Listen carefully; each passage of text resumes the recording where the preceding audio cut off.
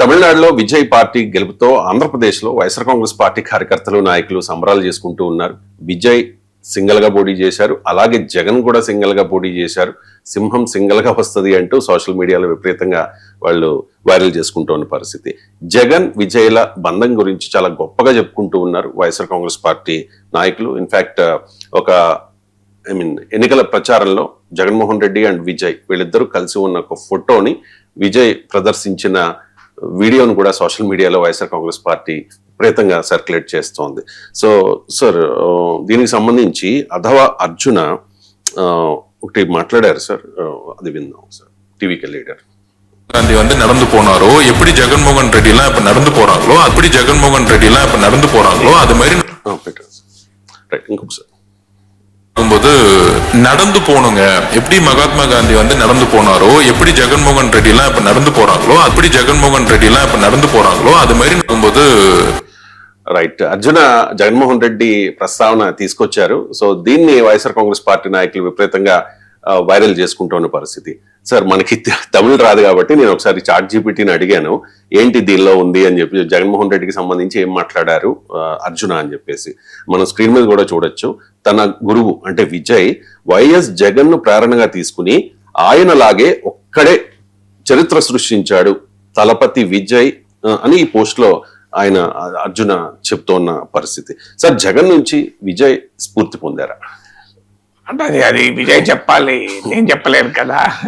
కానీ మీరు అన్నట్లు వైసీపీ పెద్ద ఎత్తున సెలబ్రేట్ అయితే చేసుకుంటుంది. నిన్న సాక్షి మీడియాలో కూడా, సాక్షి టీవీలో ఇంటర్వ్యూలో కూడా టీవీకే లీడర్ ఒక అతను, తెలుగు అతను, జగన్మోహన్ రెడ్డి చాలా గొప్పగా మాట్లాడాడు కూడా.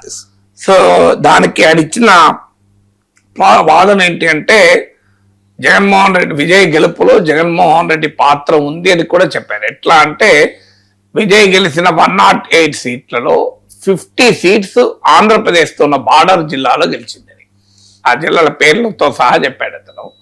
సో ఆ బార్డర్ 50 సీట్స్, అది కూడా ఆంధ్రప్రదేశ్ కు డైరెక్ట్ గా బార్డర్ ఉన్న కాన్స్టిట్యున్సీస్ అన్ని టీవీకి గెలిచిందని. అసలు ఆంధ్రప్రదేశ్ తో ల్యాండ్ బార్డర్ పంచుకున్న నియోజకవర్గాల్లో అన్నిట్లో టీవీకి గెలిచింది.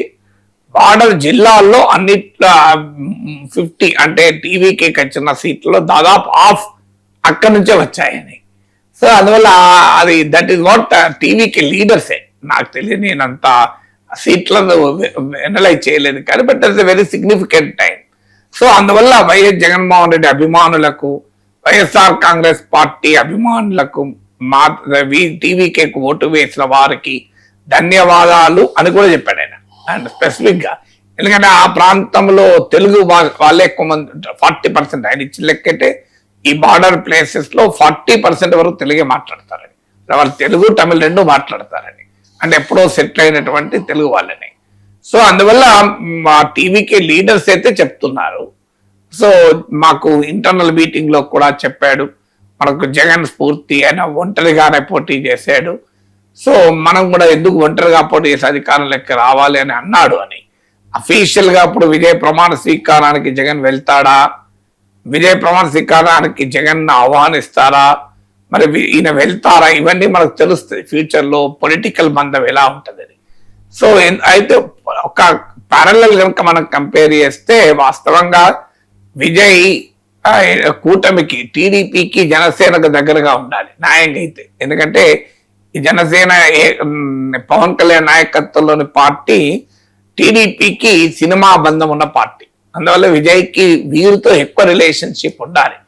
ఎందుకంటే టీడీపీకి, మీకు చిరంజీవి కూడా తెలంగాణలో ఈ అవార్డులప్పుడు ఆ మాట అన్నాడు, సినిమా రంగంతో ఎక్కువ సంబంధం ఉన్న చంద్రబాబు నాయుడు ప్రభుత్వం కూడా అని కూడా మాట్లాడారు. సో అందువల్ల టీడీపీ జనసేనకు ఉండాలి, కానీ వైసీపీకి ఉండడం అనేది ఇంట్రెస్టింగ్ డైమెన్షనే. సో అందువల్ల ఇక టీవీకే నాయకుడు సాక్షి టీవీలో చెప్తూ, ఇద్దరి దగ్గర ఒక పోలిక ఏంటంటే, ఇద్దరు బీజేపీతో కలవమన్నారు, బీజేపీని ఐడియాలజికల్ రైవల్ అన్నాడు విజయ్ని.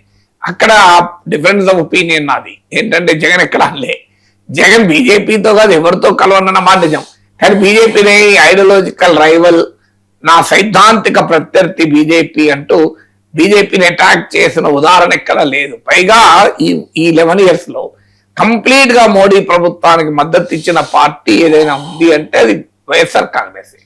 మీకు టీడీపీతో పోటీ పడి మద్దతు ఇచ్చారు అన్ని అంశాల్లో, ఎక్కడా తేడా లేదు. స్పీకర్ ఎలక్షన్ కావచ్చు, వైస్ ప్రెసిడెంట్ ఎలక్షన్ కావచ్చు, ప్రెసిడెంట్ ఎలక్షన్ కావచ్చు, కాంట్రవర్షియల్ బిల్స్ కావచ్చు, రాష్ట్రానికి అన్యాయం చేసే బిల్లులు కావచ్చు, ఆఖరికి డీలిమిటేషన్ మహిళా రిజర్వేషన్ ముసుగులో వచ్చిన డీలిమిటేషన్ పై కూడా చంద్రబాబు నాయుడు జగన్ ఒకే మాట మాట్లాడారు. నేను బయటలతో సహా చూపెట్టారు. ఏం సాధించారు, ఏం సాధించాయి, పడింది ఒకటే. చంద్రబాబు నాయుడు ఏం సాధించారు వ్యతిరేకించిన ప్రతిపక్షాలు అన్నాడు, ఏం సాధించాయి వ్యతిరేకించిన ప్రతిపక్షాలు అని జగన్ తన ట్వీట్ లో అన్నాడు. అంటే చంద్రబాబు జగన్ ఇద్దరు కూడా రిమార్కబుల్ సేమ్ పదాలతో మాట్లాడారు బీజేపీకి మద్దతుగా. అందువల్ల అక్కడ విజయ్ లాగా మా ఐడియాలజికల్ రైవల్ బీజేపీ అని వైఎస్ఆర్ అన్నది లేదు, బీజేపీ పైన పోరాడేది లేదు. కానీ ఒకటి ఏంటంటే సింగిల్ గా పోటీ చేస్తారన్నది మాత్రం కామనాలిటీ, దాంట్లో డౌట్ లేదు. ఎందుకంటే వైఎస్ఆర్ కాంగ్రెస్ పార్టీ ఎప్పుడు పొత్తులు పెట్టుకోలేదు, టీడీపీ ఎప్పుడు పొత్తులు పెట్టుకోకుండా గెలవలేదు. టీడీపీ హిస్టరీ తీస్తే Chandrababu Naidu history, TDP history కాదు. ఎన్టీ రామారావు గెలిచాడు పొత్తులు లేకుండా. చంద్రబాబు నాయుడు ఎన్టీ రామారావు కూడా సంజయ్ విచార్ మంచితో పొత్తు పెట్టుకున్నాడు ఫస్ట్ లో స్టార్టింగ్ లో. సో అందువల్ల మీకు చంద్రబాబు నాయుడు హిస్టరీ తీస్తే ఎప్పుడు కూడా పొత్తులు లేకుండా గెలవలేదు, సింగిల్ గా అయితే పోటీ చేయలేదు. సో అందువల్ల అది ఎప్పటికీ వైసీపీ వాడు అటాక్ చేస్తానికి కూడా వాడుతూ ఉంటారు. కానీ అది ఇష్యూ కాదు. పొత్తులు పెట్టుకొని గెలిచారా, ఎలా గెలిచారా అనేది it doesn't make any difference. ఎందుకంటే గెలవడమే కదా. కొంతమంది మా ముందు జాగ్రత్తగా పొత్తులు పెట్టుకోవచ్చు, కొంతమంది పెట్టుకోకపోవచ్చు, అది క్రైటీరియాగా అనలే. కానీ బట్ ఫ్యాక్ట్ అయితే నిజం, చంద్రబాబు నాయుడు పొత్తులు పెట్టుకొని గెలిచినప్పుడల్లా పొత్తులు పెట్టుకున్నప్పుడు ఓడిపోయారు. 2019 ఎవరితో పొత్తులు లేవు, ఓడిపోయారు. సో అందువల్ల మీకు ఆ హిస్టరీ అయితే ఫ్యాక్ట్. దాన్ని ఇప్పుడు వైసీపీ వాడుతోంది. ఏంటంటే చూడండి, సింగిల్ గా వస్తుంది. కానీ ఇప్పుడు సింగిల్ గా లేదు కదా. ఇప్పుడు ఎలక్షన్ల తర్వాత సింగం మీకు ఇతర మేకల, గొర్రెల, లేడీల వీళ్ళందరి సహాయం అడుగుతుంది కదా. ఇప్పుడు సింగంగా పోటీ చేసింది కానీ సింగిల్ గా లేదు. ఇప్పుడు వైఎస్ఆర్ కాంగ్రెస్ ప్రజలు సింగిల్ గా మెజార్టీ ఇచ్చారు, విజయ్కి మెజార్టీ ఇవ్వలేదు. ఇప్పుడు కాంగ్రెస్ మద్దతు, లెఫ్ట్ పార్టీ మద్దతు, పీసీకే మద్దతు, వీళ్ళందరి మద్దతు అడుగుతున్నారు కదా. మళ్ళీ ఆ కంపారిజన్ కూడా లేదు. బట్ డెఫినెట్ గా ఒక్క డైమెన్షన్ కో వైసీపీ వాళ్ళు సెలబ్రేట్ చేసుకోవడం కరెక్ట్ అవుతుంది. ఎందుకంటే చంద్రబాబు నాయుడు ఎన్డీఏకి మద్దతుగా ప్రచారం చేశారు కనుక, మీకు చంద్రబాబు నాయుడు ప్రచారం చేసిన పార్టీలు గెలవలేదు కనుక మీకు ఆటోమేటిక్ గా జగన్ అక్కడ అవకాశం, గెలిచిన విజయ్ని చంద్రబాబు ఓన్ చేసుకోలేడు కనుక నాకు తెలిసినంత వరకు మరి చంద్రబాబు గ్రీట్ చేశాడో లేదో కూడా తెలవాలి. విజయ్ అయితే గ్రీట్ చేశాడు, జగన్ అయితే గ్రీట్ చేశాడు. సో ఇప్పుడు ఇంకొక డైమెన్షన్ కూడా మీకు ప్రత్యర్థులు పట్టుకొస్తారు, ఇద్దరు క్రిస్టియన్స్ అని కూడా ఆల్రెడీ మొదలైంది అది కూడా. సో ఆయన జోసెఫ్ విజయ్, ఈయన కూడా క్రిస్టియన్, ఇద్దరిని కూడా క్రిస్టియన్ అనే యాంగిల్ లో టార్గెట్ కూడా చేశారు. మీకు అక్కడ తమిళనాడులో టార్గెట్ చేశారు, ఇక్కడ టార్గెట్ చేశారు ప్రజలు పట్టించుకోలేదు. తమిళ ప్రజలు పట్టించుకోలేదు, 2019 లో ఆంధ్ర ప్రజలు కూడా పట్టించుకోలేదు. సో అందువల్ల ఇద్దరు కూడా ఆ విషయంలో తమ మత విశ్వాసాల వల్ల మీరు వాస్తవంగా జగన్ ఓపెన్ గానే ప్రాక్టీస్ క్రిస్టియన్ గా తనకు తాను చూపెట్టాడు. కానీ జెరూసలం కూడా వెళ్ళాడు. విజయ్ కులం లేదు, మతం లేదు అన్నాడు మొదటి నుంచి కూడా. బట్ స్టిల్ క్రిస్టియన్ బ్యాక్గ్రౌండ్ కూడా వివాదాస్పదమైంది. సో అందువల్ల మీకు ఫండమెంటల్ గా రెండు రీజనల్ పార్టీస్, రెండు కొత్తగా పార్టీలు పెట్టారు, ఎస్టాబ్లిష్డ్ పార్టీలతో పోరాడారు. ఇప్పుడు జగన్ పార్టీ పెట్టినప్పుడు కూడా కాంగ్రెస్, మీకు టీడీపీ రెండు బలమైన పార్టీలు ఉన్నాయి. మీకు అప్పుడు జగన్మోహన్ రెడ్డి ఒక ఇంటర్వ్యూలో కూడా మీకు చెప్పాడు. సో శ్రీకాంత్ రెడ్డి వస్తానంటే నాకే నాది అర్థమైతలేదు, శ్రీకాంత్ ఎందుకు తొందరపడతా ఉన్నాడు అని. సో అందువల్ల వాస్తవంగా కాంగ్రెస్ పై తిరుగుబాటు చేసిన రోజు దేశంలో కాంగ్రెస్ అధికారం ఉంది, రాష్ట్రంలో కాంగ్రెస్ అధికారంలో ఉంది. తన పైన కేసులు పెట్టి జైల్లో పెడతారని తెలుసు. అసలు ఏ నమ్మకంతో బయటికి వచ్చి పార్టీ పెట్టాడో ఎవరికి అర్థం కాదు. వాస్తవంగా కేంద్ర మంత్రి పదవి కూడా ఆఫర్ చేశారు. అది కాంగ్రెస్ నాయకులు గులాం నబీ ఆజాద్ అంటే వాళ్ళు బహిరంగానే అన్నారు, తొందరపడ్డాడు జగన్, లేకుంటే ఇవాళ కేంద్ర మంత్రిగా ఉండేవాళ్ళు భవిష్యత్తులో ముఖ్యమంత్రి అయ్యేవారేమో అని. కానీ ఆ ధైర్యం చేశాడు. అందువల్ల ఆ ధైర్యం చేయడంలో విజయ్, రజనీకాంత్లు చేయని ధైర్యం విజయ్ చేశాడు.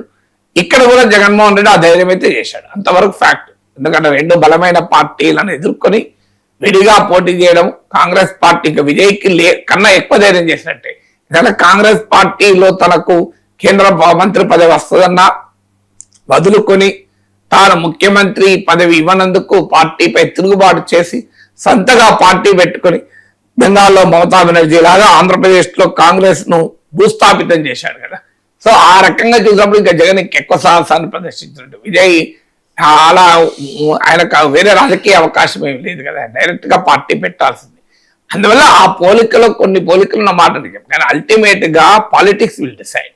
సో మీకు నాన్ ఇండియా కూటమి ఉంటూ ఎన్డీఏకు అప్రకటిత మిత్రపక్షంగా జగన్ ఉన్నాడు. ఇప్పుడు మరి విజయ్ కాంగ్రెస్ మద్దతు అడుగుతున్నాడంటే అనివార్యంగా ఇండియా కూటమికి రావాల్సిందే, లేకుంటే అట్లీస్ట్ ఎన్డీఏలో అయితే ఉండడు కదా. సో ఆ తేడా కూడా ఉండదు కదా. అందువల్ల ఇద్దరు లీడర్లకు కంపేర్ చేసేటప్పుడు సర్కమ్స్టెన్సెస్ కన్నా పాలిటిక్సే క్రైటీరియా.